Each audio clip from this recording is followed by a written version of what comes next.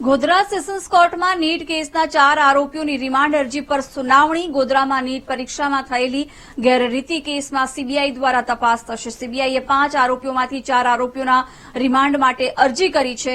Godhra sessions કોર્ટમાં 4 આરોપીઓના રિમાન્ડની અરજી કરાઈ છે। તુષાર ભટ્ટ, આરીફ વોરા, વિભોર આનંદ અને પુરુષોત્તમ શર્માના રિમાન્ડ માટે અરજી કરાઈ। સીબીઆઈએ કોર્ટ સમક્ષ 4 આરોપીઓના 4 દિવસના રિમાન્ડની માંગણી કરી છે। સીબીઆઈની રિમાન્ડ અરજી પર ગોધરા કોર્ટમાં સુનાવણી હાથ ધરાશે। ભારે વિવાદ બાદ રાજ્ય સરકારે નીટ કૌભાંડની તપાસ સીબીઆઈને સોંપી છે।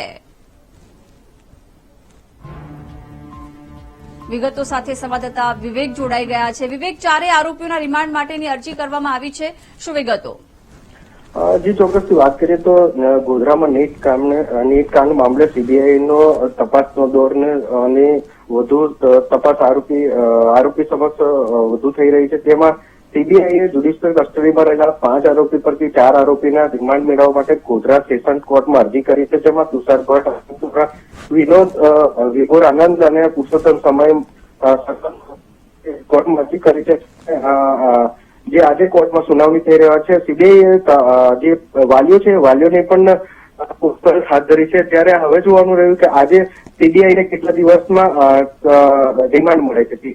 બિલકુલ વિવેક, આભાર જાણકારી આપવા બદલ।